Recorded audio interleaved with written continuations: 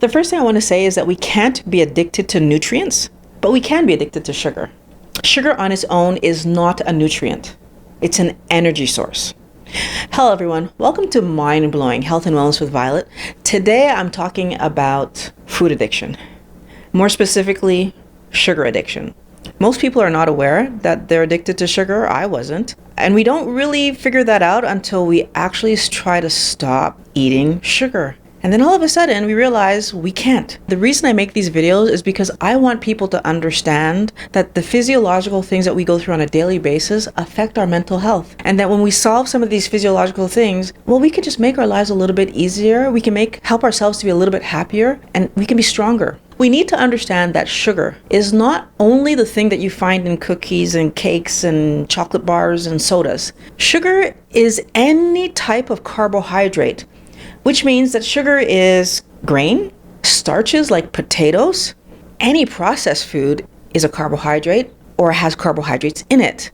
And almost every pre-prepared food has carbohydrates in it because carbohydrates are a rather good preservative as well. Unfortunately, sugar is in almost everything that we eat. I say almost because it's not in everything. Now, if we think about the things I just listed, that covers most of the things that you might eat in a day. That covers pasta, that covers cereal. You'd have to cut out potatoes. You'd have to cut out milk if you were going to take out the carbohydrates out of your diet. No bread. In order to remove carbohydrates from our diet, we end up removing most of the foods that we eat on a regular basis in most of our meals. That's difficult for most people to fathom, right? That I'm not going to eat bread. Well, how am I going to have a sandwich, right? Like it becomes an exercise in what would I be eating.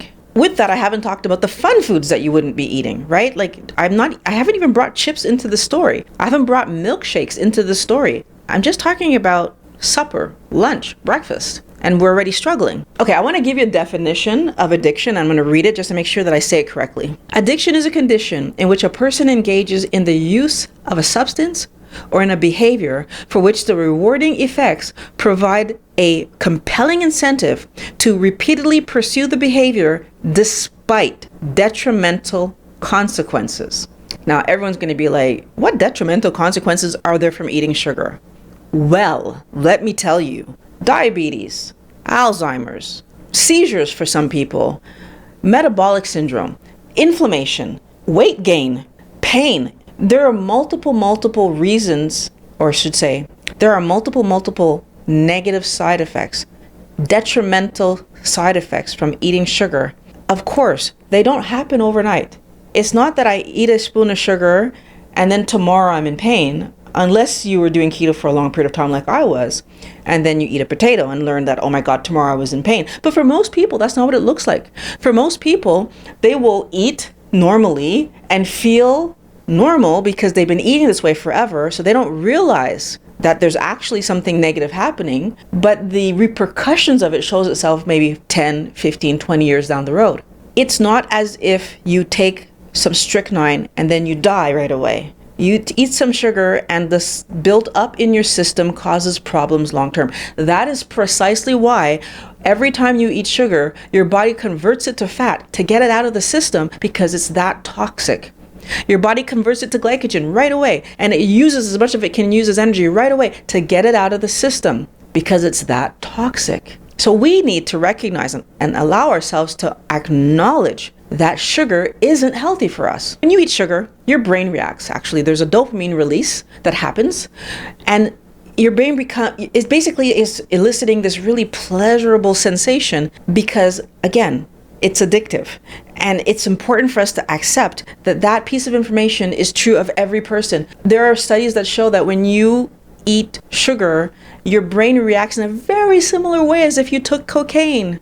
So that should tell us something. Now, I know some of you are going to say, oh, but I don't eat sugar that way. I'm not that person. That reaction, that dopamine reaction that we get, it helps to explain why a lot of us, when we're not feeling well, when we're sad or struggling with something, we will seek to have sugary foods to help us to feel better. And I know there's a lot of you out there that's going to say right now, well, Violet, I don't do that. I don't eat chocolate bars, or I don't eat ice cream when I don't feel well. And that might be the case. But when you're not feeling well, are you more likely to go for pasta over some meat and healthy vegetables? When you're not feeling well, are you more likely to have, rice as your side instead of salad. What's important for us to understand is that sometimes we might not be going for the classic chocolate bar or ice cream, sugary replacement, emotional replacement, but we might be going for carbohydrate-laden food anyway.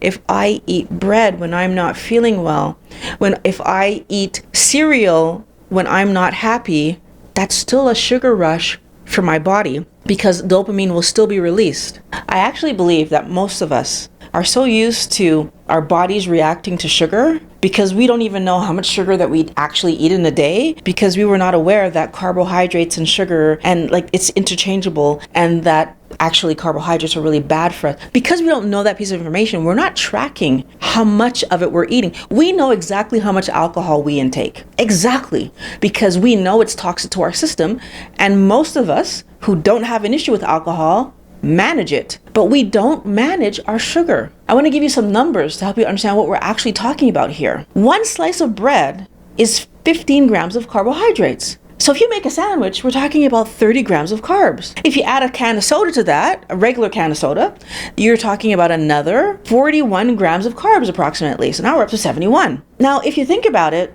I haven't even added what's inside the sandwich yet. There might be cheese, there might be some pickles or lettuce or what. I haven't even added that yet. We're just talking about the bread and the drink. What if I decide to be healthy and have a yogurt at the end of this meal? Well, a yogurt has 30 grams of carbs if you're using a regular yogurt, maybe with a little bit of flavor in it, vanilla or fruit or something. My point is that our bodies work really hard to keep our carbohydrate level around 5 grams because that's safe for us. Anything over 5 grams, it has to start putting that stuff away. Okay, so let's think about what's happening here. I'm eating a lunch, maybe that's 101 grams of carbs. My body can have 5. 96 extra grams of carbs flooding into my system that my body has to take care of. And it's going to, because that's what it does. It's going to keep me safe. And what's the best way to keep me safe? Get those carbs out of my system. So where does it put it? It puts it in my glycogen stores. It puts it in my fat stores, and it uses as much as it possibly can as energy. So you'll notice after you have a meal that you have a bit more energy. You're a bit more peppy. You're moving around a bit more. That's your body trying to burn off some of these carbs because they cannot stay in the system. So let's follow this all the way through, because I really want you to understand what is happening to you. We eat this large amount of carbs. Our brain gets a hit of sugar, which releases dopamine into the system, and we're all energetic and peppy. And then because carbs are dangerous, our body puts them away as fast as it possibly can. Our energy level drops, the high of the sugar is gone, and our body wants that. What happened? Where's my sugar? It wants that hit. It wants to feel that excitement. So it starts seeking. It's pushing you now, a little bit later, to eat again. It's pushing you towards sugary snacks. Again, sugar equals carbohydrates. It's pushing you to seek food, and you do. And so then you eat again, and we start that cycle all over again. And so people who allow themselves to eat carbs actually end up eating more often and actually end up eating more carbs, because eating carbs makes you want carbs, and wanting carbs makes you eat carbs. And it's important to keep in mind that if you don't eat carbs, you don't crave them. And so keeping your carbohydrate intake to really low glycemic index foods allows you to keep your dopamine under control. Because of course we always have a little bit of dopamine in our system. When it gets raised because you're eating carbohydrate-laden foods, then all of a sudden we're in this circle where we're pushing ourselves to get more carbs. You know, the truth is, if you've never tried a drug, if you've never tried cocaine, you don't crave it. That's just how this works. If you don't eat a lot of carbs, you don't crave carbs. If you eat the carbs and you allow yourself to eat as many as you want, you will eat more, because you will always need a bit more to satisfy that dopamine hit that your brain is trying to get. The more you eat, the more you want. The more you eat, the more you want. That's how this works. Then all of a sudden it's, I need a cookie, I need some chips, I need pasta, that gets turned on because you're eating carbs. Now, how do we know that we're addicted to carbs? Well, actually, the truth is that we have symptoms. If we stop eating carbohydrates, we will have symptoms of withdrawal. I have a list here, as I want to go through this with you, and I want to make sure I don't miss anything. Some of the symptoms that you're going to have are fatigue and weakness, extreme cravings, confusion, headaches, behavioral changes. So kind of like not acting like yourself, maybe grumpy when you're not usually a grumpy person, or just not acting like you. Muscle aches and pains, poor sleep quality, depression, flu-like symptoms, lightheadedness, and weight loss is actually a symptom of carbohydrate withdrawal. It's one of the only positives on the list, unless you don't have weight to lose. In that case, that could be a very scary thing for you. Now, I want to just make sure that you understand that these symptoms parallel some of the symptoms that we see when you withdraw from alcohol, cocaine, heroin, and other drugs, right? When you withdraw from those, you also can have extreme aches and pains, behavioral changes, headaches, poor sleep quality, depression, lightheadedness, confusion. So actually, very similar. If we don't understand that eating carbohydrates can lead to an addictive situation, it's because we're not ever putting ourselves in the position where we're trying not to eat it, right? Until we're trying to lose weight, and then all of a sudden we realize that this is what's happening. We have to be very careful when we think about this, because if I'm having these kind of symptoms, when I try to remove sugar from my system, then when I'm eating sugar, how can I actually say that I'm in control of what I'm doing? How can I actually say that I'm choosing this? I want people to understand that if you do not allow yourself to recognize that on some level, we're addicted. When you say, I can't not eat X, what you're really acknowledging to yourself on some level is, I'm actually addicted to this. I actually can't not eat it. That's not true. You can. But you need to understand that there's an addiction happening that's causing you to want it more than you want your health at this particular moment in time. But I don't believe that you want that in the long term. In the long term, I think you want your health. So I want you to think about that. If you want to feel better, if you want to weigh what you want to weigh, if you want to solve some of those aches and pains that you might have, inflammation that you might have, metabolic syndromes that you might have, you might want to consider taking carbohydrates out of your life. And I know, I just gave you a long list of symptoms that you're going to have to live through. The good news is that it takes 4 to 5 days to get through those symptoms, maybe 3 for some people. The good thing is that once you pass through the withdrawal, if you take the decision to eat healthier in the future and therefore eat low glycemic foods and make sure that your fuel is coming from fat rather than carbohydrates, you will actually feel better, live a healthier life, and no longer be addicted to sugar. Your health is that important. I want all of us, again, we're wellness warriors. We're focused on making sure that we are the healthiest that we possibly can be.